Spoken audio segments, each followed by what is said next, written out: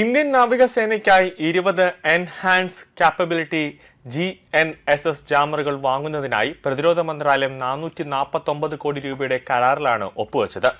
Indian IDDM വിഭാഗത്തിന് കീഴിലാണ് ഈ കരാർ നടപ്പിലാക്കുന്നത്. ഈ പദ്ധതിയിൽ ഉപയോഗിക്കുന്ന സാങ്കേതിക വിദ്യയുടെ 75% ഇന്ത്യയിൽ തന്നെ വികസിപ്പിച്ചെടുത്തതാണ്.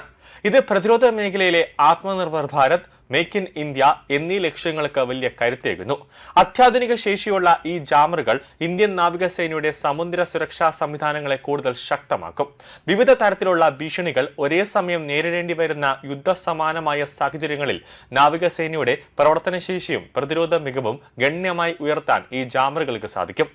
പ്രതിരോധ രംഗത്ത് വിദേശ രാജ്യങ്ങളെ ആശ്രയിക്കുന്നത് കുറയ്ക്കാനും ആഭ്യന്തര ഉൽപാദനം വർദ്ധിപ്പിക്കാനുമുള്ള ഇന്ത്യയുടെ ശ്രമങ്ങളിലെ മറ്റൊരു ചുവടുവെപ്പാണ് ഈ ഒരു ജാമറുകൾ. ശത്രുവിന്റെ ഉപഗ്രഹ സിഗ്നൽ ഏറ്റെടുക്കൽ, ട്രാക്കിംഗ് കഴിവുകൾ എന്നിവ നശിപ്പിക്കുന്നതിനായാണ് ഈ സംവിധാനം രൂപകൽപ്പന ചെയ്തിരിക്കുന്നതെന്നാണ് പ്രതിരോധ മന്ത്രാലയം വ്യക്തമാക്കുന്നത്. അതേസമയം സിഗ്നൽ ഫ്യൂബിംഗ് അതോടൊപ്പം തന്നെ വഞ്ചനാപരമായ ജാമിംഗ് പ്രാപ്തമാക്കുകയും ചെയ്യുന്നുണ്ട്. ഒന്നിലധികം ഭീഷണികൾ നേരിടുന്ന സാഹചര്യങ്ങളിൽ ഇന്ത്യൻ നാവികസേനയുടെ കപ്പലുകളുടെ സുരക്ഷയും പ്രവർത്തന ഫലപ്രാപ്തിയും വർദ്ധിപ്പിക്കുന്നതിനാണ് ഈ സംവിധാനങ്ങളെല്ലാം തന്നെ ഉൾപ്പെടുത്തുന്നത്.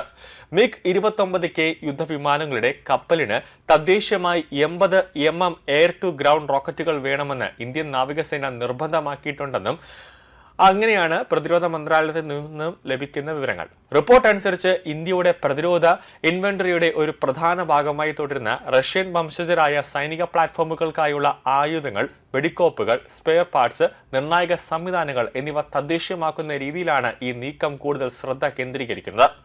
യുദ്ധവിമാനങ്ങൾ, അന്തർവാഹിനികൾ, യുദ്ധക്കപ്പലുകൾ തുടങ്ങിയ പ്രധാന പ്ലാറ്റ്ഫോമുകൾ പലപ്പോഴും ശ്രദ്ധ ആകർഷിക്കുന്നുണ്ടെങ്കിലും സൈനിക സന്നദ്ധയുടെ നിർണായക സ്തംഭമായി വെടിക്കോപ്പുകളും ആയുധ സ്റ്റോക്കുകളും പ്രതിരോധ ആസൂത്രകർ കൂടുതലായി കാണുന്നുവെന്നാണ് വിവരം.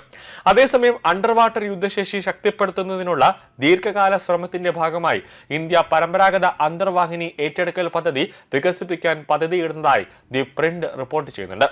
പ്രതിരോധം അതോടൊപ്പം തന്നെ സുരക്ഷാ സ്ഥാപനങ്ങളിലെ സ്രോതസ്സുകളെ ഉദ്ധരിച്ച് പ്രൊജക്ട് 75/1 പ്രകാരം ഏറ്റെടുക്കുന്ന 6 അന്തർവാഹിനികൾക്ക് ശേഷം 3 അന്തർവാഹിനികളുള്ള അധിക ഓർഡർ കൂടി നൽകുമെന്നും പദ്ധതിയുടെ ആദ്യഘട്ടം 9 കപ്പലുകളായിരിക്കുമെന്നാണ് സർക്കാർ പറയുന്നത്.